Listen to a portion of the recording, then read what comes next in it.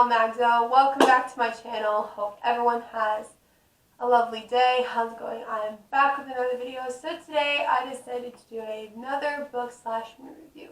But this time it's for The Devil All the Time, which I read around last week. I finished it. It took me like 8 days to finish it. I inhaled it. And I thought it was very intriguing. So I wrote the review, but I got some bits from Screen Rant and some bits from YouTube. I'll put those links down below so you guys can go check it out, and I'll be reading them to you. So, yeah. And I rewrote some of them in my own words, so yeah. So I'm going to be telling you this review of my opinion of film/book. Book/film, sorry. And I'm going to see what you guys think about it, but be warned, this includes major spoiler alerts for people who haven't read or seen The Devil All the Time. So, yeah. So if you're brand new to my channel, hello, welcome to the Spider Crew. Don't forget to give this video a thumbs up, click the subscribe button down below, and press the notifications bell so you're part of the Spider Crew. Also comment down below what is your favorite movie based on the book. I personally like Harry Potter and The Maze Runner, but now for solo, The Devil All the Time. Yeah, so without further ado, let's get on with the video. Woohoo! Okie dokie, people. Like I said before, this includes major spoilers for people who haven't seen or read The Devil All the Time. Also, if my review may be a little kind of obvious, but you'll see what I mean. But I'll be going over the plot, the characters/development, the genre, the themes, the core messages, and the aesthetic/style of the film.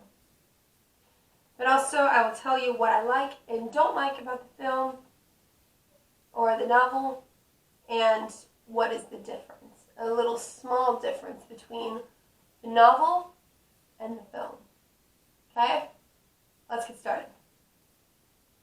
So the genre of The Devil All the Time is it's a Southern Gothic. It's also a thriller and a mystery. The plot is, it follows the events and unavoidable, already decided futures of these different characters who all carry their own secrets from the past. As the novel goes forward, the lives of these people come together in unexpected ways. The setting of the film, it takes place from the 1940s to the 1960s in between Ohio and West Virginia. So now I'm going over the characters/development. So we have Armin Russell, a young man devoting his life to protecting his loved ones. He is a complex male character. There are times where he's aggressive, but times where he's calm, sweet, loving, and caring. He had a troubled childhood. His mom, Charlotte, died of cancer, and his dad, Willer, went crazy, then committed suicide. The preacher, Reverend Preston Teagarden, he may be sweet and handsome on the outside, but on the inside, he's rude, perverted, cruel, and manipulative. He's committed 4 out of 7 deadly sins, which are pride, lust, greed, and gluttony. Pride because he believes that he did nothing wrong, he insults others, and acts like he owns the town. Lust because he seduces and rapes younger women, including Lenora. Greed because he ate all of Emma Russell's chicken livers. Gluttony because he expects everyone to bring different types of food for himself in his sermon. So, he's considered the devil. Carl Henderson is a serial killer who takes photos of his victims and then kills them at the end. Carl also abuses his own wife to get involved in his dirty work, continuing to push her to do things that she isn't satisfied with.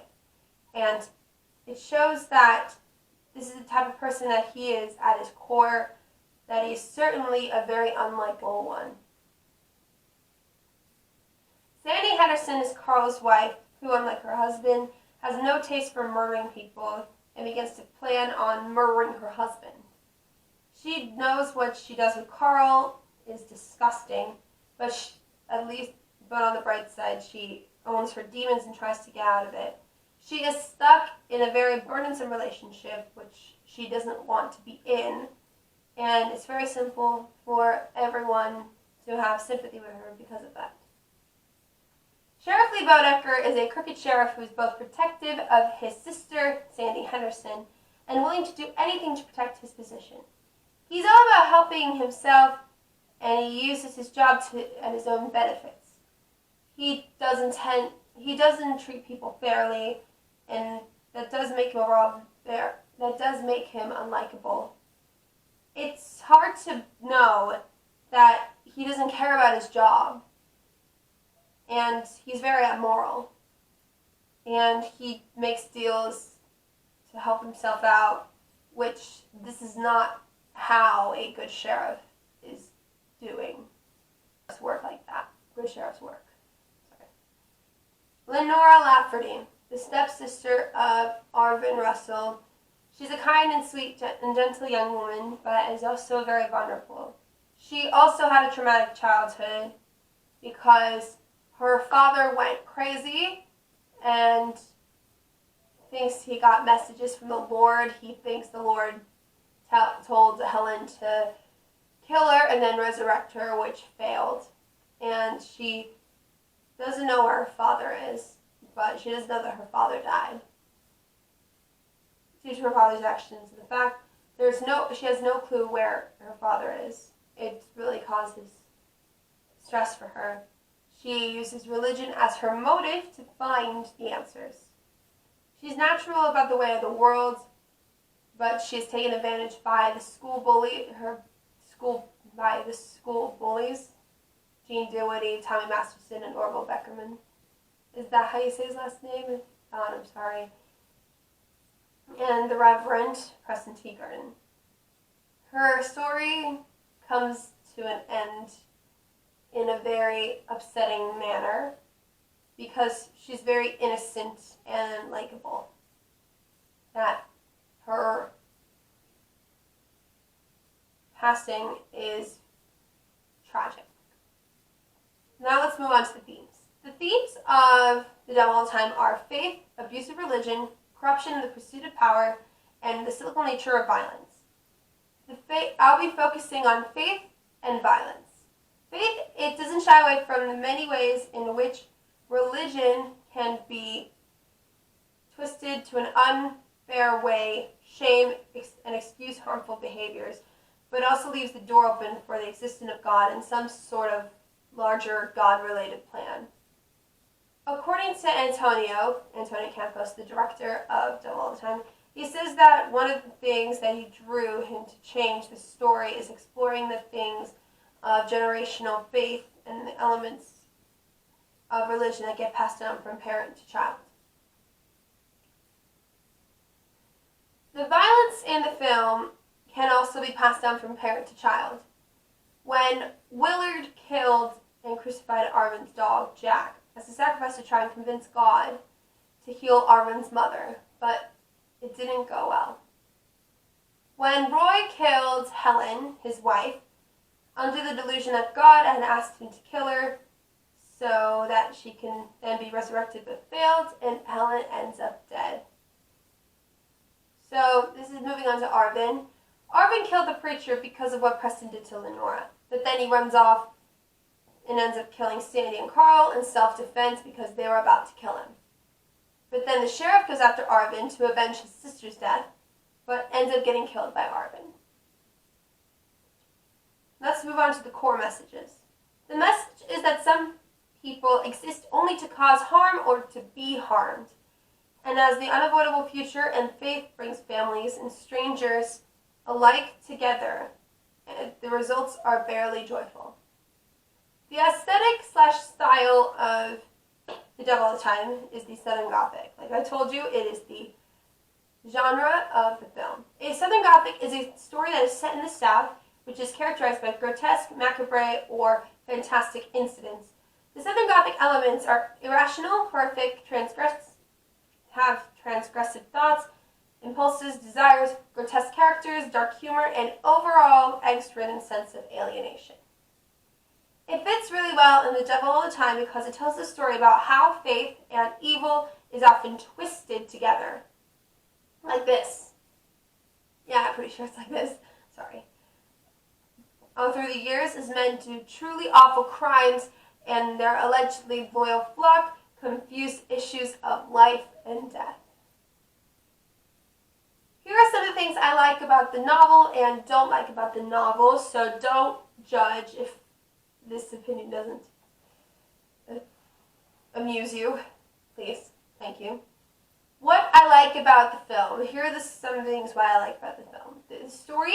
I like the story because it's very intriguing and extraordinary. It is something I never read before, and I really like it. It's set in the South from the 40s to the 60s. It's very interesting to see what those characters are going through and what's going on in that story. The themes of faith and violence actually really got me mesmerized and also made me feel vulnerable. I'm a Christian myself, so I have beliefs that God loves everyone. The characters in this novel are very convincing and interesting to learn about, like, what's going on in their past, what are they doing now, and how are they doing it now, and how are they doing in the future. The writing style is what I like. It's very interesting because Donald Ray Pollock, the author of the book, also narrated the film, has written something very original that some people had never read before, and it tells us why violence is passed down from one generation to the other. So, the most thing I don't like about the book, I think I always have to say Lenora's death. I was really sad over it because she's a really sweet and faithful and kind young woman. But if I were in Lenora's shoes, and I would tell someone if she's pregnant, if I was pregnant with the preacher's baby, I would tell someone I trust, and we bring down the preacher before somebody gets hurt. Well, Lenora Lafferty is the emotional core in the novel and the film. This is why her death is very upsetting. She is the emotional core in the novel and the film. Here are some of the things I like and don't like about the film.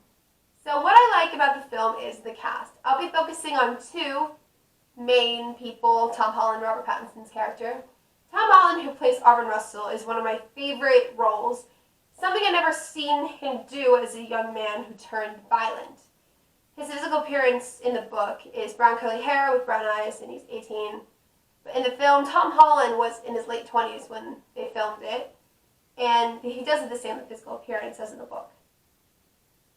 Robert Pattinson's character actually terrified me because I never saw him play a villain until now. Preston Teagarden's physical appearance in the book is described as longish blonde hair, slicked back, and a bit younger than 30. A little bit younger than 30. In the film, Robert is in his late 30s. He was in his late 30s when the film was made, and he does have the same physical appearance as in the book. What I like about the film, the other thing I like about the film is the acting. I've seen this cast do it, and they're absolutely extraordinary, and their acting is very intriguing and extraordinary. Tom Holland's performance as Arvin is absolutely strong and mature because I've never seen him play a role like Arvin apart from Spider-Man. I think Arvin Russell is my second favorite role of Tom Holland other than Spider-Man. Eliza Scanlon gave her innocence, faithfulness, and vulnerability in her character, Lenora. I've always related myself to her character because I've always been vulnerable and struggling to find my identity, but I'm also very faithful and of praying. I always pray like every night to calm myself down or before I go to bed for help, to search. Robert Pattinson's performance was absolutely mind-blowing and terrifying because I never seen him play a villain. that is seductive and creepy. Sebastian Stan gave the rage and dirtiness into his character, Sheriff Lee Bodecker. His character is the kind of person that isn't a good cop. Bill Skarsgård's performance as Willard was absolutely captivating because I've seen his character going through a lot of things like PTSD and going maniac since his wife passed away. It's been giving me a lot of grief and sadness. Harry Melling's performance as Roy gave me chills because this preacher had some ideas that were unusual, which are the messages from the Lord when he killed his wife Helen because he was planning on some resurrection. It was absolutely insane. Mia Wasikowska only had a little bit of screen time, while her grace and poise as Helen was absolutely brilliant. You can see that Helen clearly wants to make others happy, whether that be her husband, God, or others at church. That this makes her a likable person, but it made her death very upsetting, as it's clear she wants to be a good mother. Jason Clarke's performance as Carl Anderson was very riveting. His character is a hypocritical serial killer, which makes him very easy to hate as a character. Perhaps when you add in the disgusting manner that he kills his victims and the photos he takes of his work, that is only increased. Riley Keogh's performance as Sandy Henderson was absolutely incredible and magnetic. She brings out the complexity. As you can see, her character is struggling with getting out of the relationship with her husband because of his sadistic interest. The next thing I love about the film is the soundtrack. The soundtrack of the film got me relaxed and memorized because it tells the audience how the song fits into the scene. But I'll tell you one song that I love and one of my favorite scenes. Here's what I like. Young Love by Sonny James was played in my favorite scene where Arvin beats up Lenora's bullies. In the subtext, don't mess with me or my sister ever again. What was that? Nothing, I must not got shut all the way. Let's get the rumors off, come on. Close that door. Goddamn better be worth it.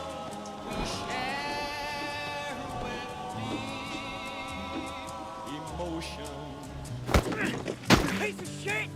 Move it! Motherfucker! Hey, Orville, will you start it up, man? I don't think it's spark plugs. Hey. Huh? Just No. one kiss from your Hey, Gene, you want another Twinkie? I'm all right, thank you. love is real and Please. Wait, I'm sorry. I'm sorry. we You want the fucking Twinkie now? Huh? You want the Twinkie now? Is that what you want? No. for me.